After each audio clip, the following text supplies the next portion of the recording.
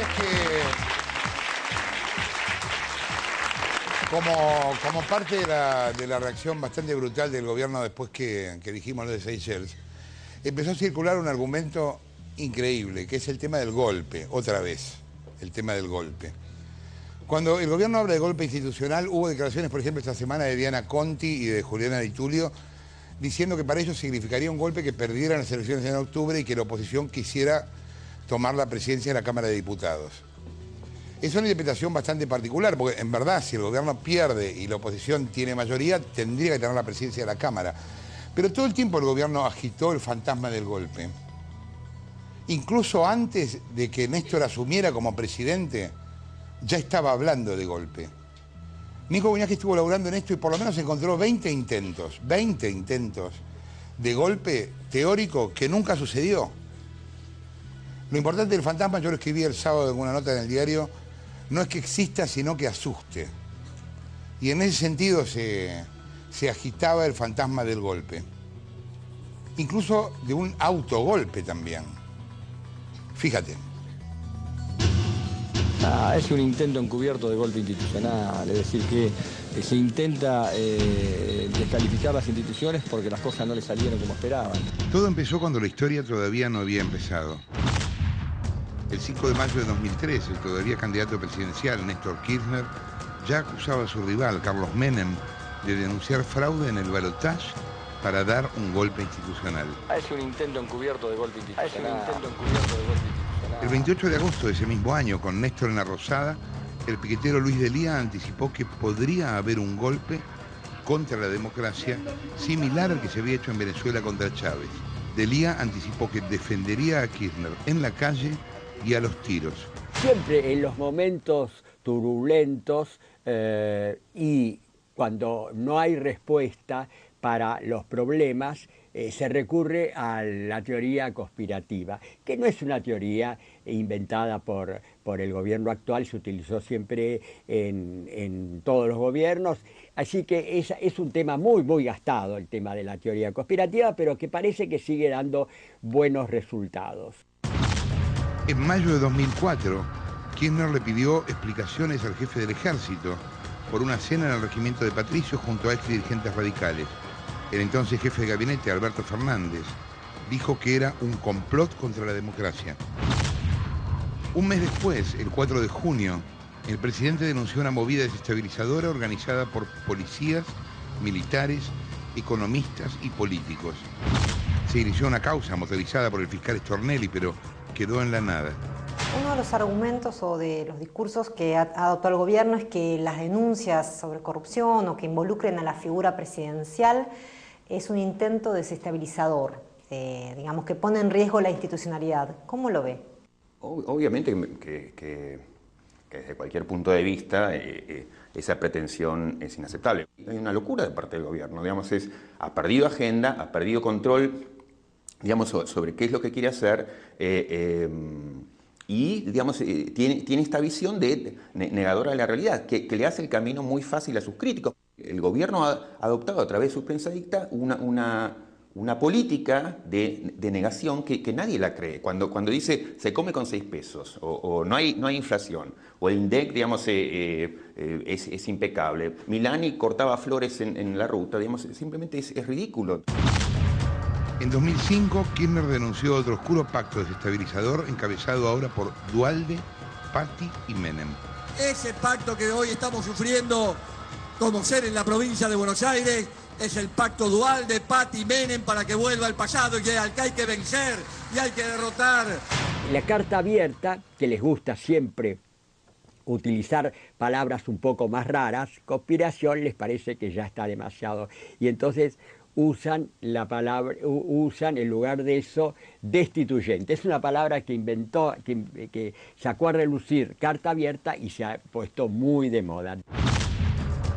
En agosto de 2006, Edgardo de Petri anticipó un nuevo complot para voltear al presidente.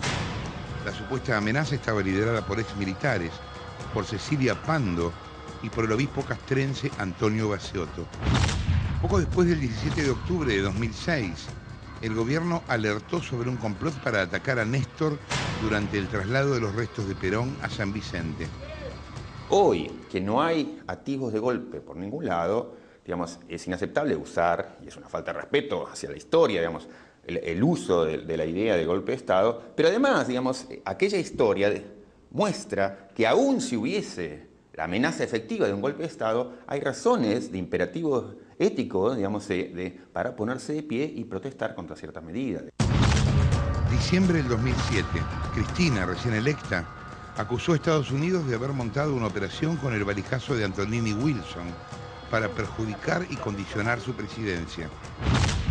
Meses más tarde, en junio de 2008, en plena guerra con el campo, Néstor aseguró que si el campo tuviera bayonetas, hubieran dado un golpe. Respeten la democracia, respeten la voluntad del pueblo. ¿Qué te pasa cuando escuchás golpe institucional?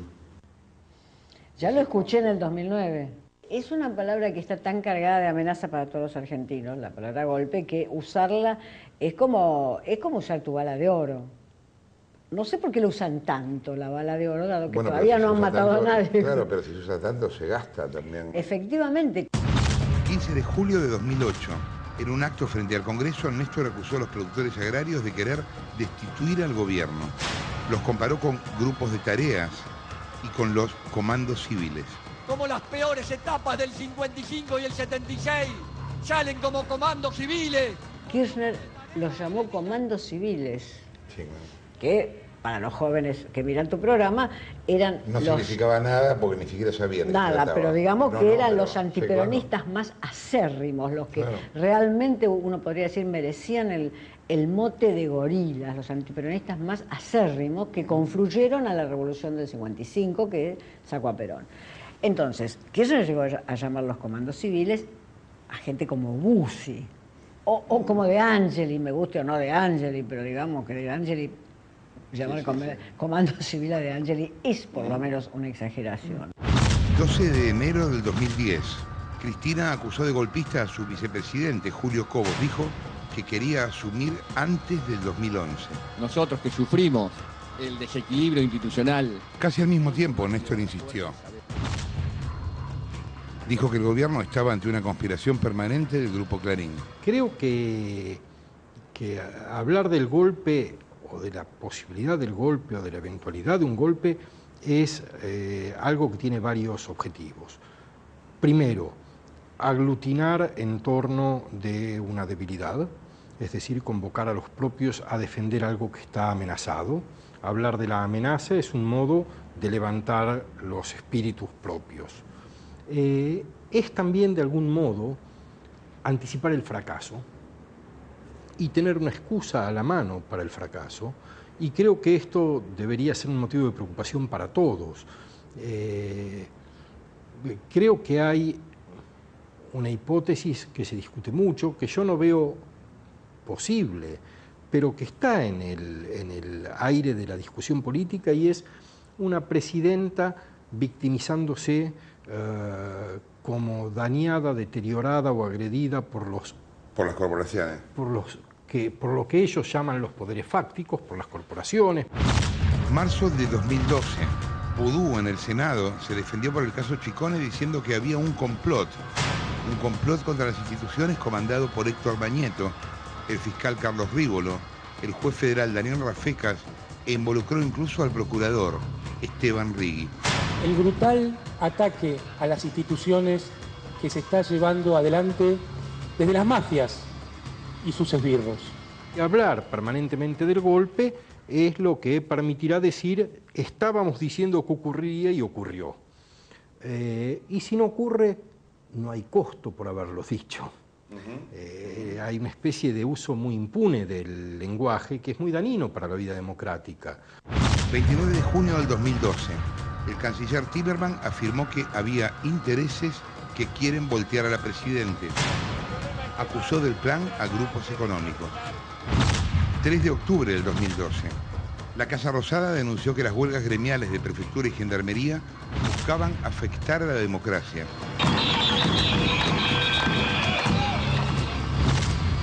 16 de octubre de 2012, la Casa Rosada dejó trascender que la retención en Ghana de la fragata Libertad podría haber sido un complot desestabilizador de la Armada. Habría una teoría no demasiado factible, pero una teoría, diríamos, del antigolpe, pero provocado por el propio gobierno, que sería un autogolpe. Esa es una posibilidad dentro del desenfreno del cristinismo, de ir por todo y de no tener frenos. ¿Vos te parece posible que el gobierno intente un autogolpe? A ver, A los Fujimori, digamos. El razonamiento sería este: si el gobierno tiene que elegir entre el helicóptero o el autogolpe, es mucho mejor dar un autogolpe, porque sería una manera de mantener la mística, de decir que fueron víctimas de las corporaciones y salir de este atolladero, digamos. Bueno, según las anécdotas del ahora masista Alberto Fernández, una noche del 2009, o Cristina o Néstor, el personaje varía, quisieron irse, y la anécdota continúa que Lula llamó por teléfono y le dijo: muchachos, cuadro, tómense un Lexotanil y mañana será otro día. Eso marca un cierto tipo de reacción. Yo no sé si la anécdota en principio es verdadera. En segundo lugar, no sé si el protagonista de esa anécdota era Néstor, el que dijo agarrá la cartera que nos vamos, o fue Cristina que dijo sacá el auto que nos vamos. La verdad que no lo sé. O ambos en coro. Pero sí, tuvieron ese reflejo en 2009. Es difícil porque ellos, yo diría, a ellos les conviene una salida ordenada, que un autogolpe, porque después, ¿cuál es el camino después del autogolpe? ¿Se van a ir a Japón como Fujimori? Digo, quiero decir, no, claro. Es complicado. ¿Cómo sigue después la historia del autogolpe? Deberían pensar, alguien debería estar pensando esa historia. 21 de marzo de 2013, el gobierno denunció un golpe financiero por la suba del dólar. Lo dijo, entre otros, el ministro Lorenzino. 20 de agosto de 2013, la diputada Di Tulio dijo que la oposición buscaba realizar un golpe institucional al intentar designar al titular de la Cámara de Diputados después de las elecciones. El populismo tiene que tener un enemigo. La oligarquía, el imperialismo, los periodistas, siempre hay que tener un enemigo. Y el enemigo es conspirador. A medida que las cosas van peor, evidentemente que la teoría conspirativa se va a acrecentar. La crítica no es admisible para un régimen populista. La crítica no es. La crítica significa desestabilizar. 20 de agosto de 2013. Después del informe sobre el escándalo en Seychelles, la presidenta replicó en Facebook el comunicado en el que me acusa a mí y a Clarín de encabezar un ataque a la democracia. Hace apenas 48 horas, el intendente de Lomas de Zamora y primer candidato a diputado, Martín Insaurralde, me acusó junto a Clarín de ser destituyente. ¿Te parece extemporánea la reacción del gobierno con todo lo que pasó en estos días después de lo de Seychelles? No están reaccionando bien, están reaccionando demasiado pronto. Y sobre todo están hablando gente que no había hablado antes. Que Parrilli haya dicho sicario y asesino mediático es extraño. Es como si estuvieran recurriendo a los que habían mantenido un estilo más discreto. O sea que no están reaccionando bien. Porque se puede reaccionar pronto y bien, pero hay que saber, ¿no?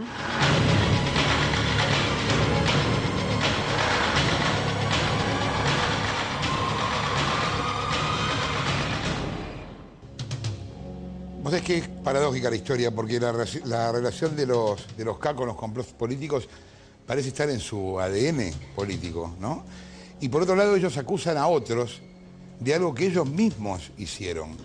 Nico Buñaski, el caso Santa Cruz, y CFK con De la Rúa. Escucha. Claro, en el 90, Cristina Kirchner, siendo legisladora de Santa Cruz, encabezó la comisión de juicio político que terminó por voltear al gobernador de entonces, Del Val, y eso le permitió a Kirchner. Hubo elecciones anticipadas en la provincia, Kirchner fue a elecciones y las ganó, y por eso él llegó a la gobernación. Y el 22 de diciembre del 2001, Cristina Kirchner dijo textual, y esto está en los diarios de entonces, pidió la renuncia anticipada de Fernando de la Rúa y también que haya elecciones no más allá de 90 días. Perdón, ¿Cristina pidió la renuncia de la Rúa? Kirchner, sí. Ah, mira. Ayer la esposa del gobernador y senadora Cristina Kirchner pidió públicamente la renuncia de la Rúa y comicios no más allá de 90 días, decía Página 12.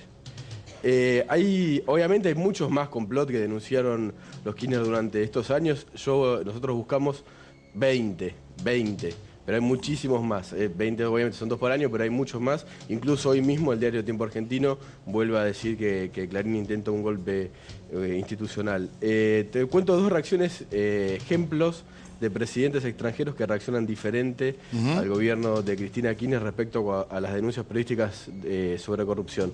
Uno cercano, Dilma Rousseff, la presidenta de Brasil, hizo renunciar ya 7 ministros que fueron acusados por la prensa y investigaciones judiciales por corrupción. Entre otros, una cosa que suena emblemática acá, al ex ministro de Transporte, que allá se llama Nascimento. Lo denunciaron por corrupción, Dilma Rousseff lo movió. Y un presidente alemán, Wolf, renunció después de que la Fiscalía de Hannover pidiera que fuera levantada su inmunidad en un caso en el que se investigaba si un productor cinematográfico, amigo de él, le había pagado unas vacaciones a las que se habían ido juntos. Él después le había conseguido un crédito para una producción cinematográfica que no se lo había dado.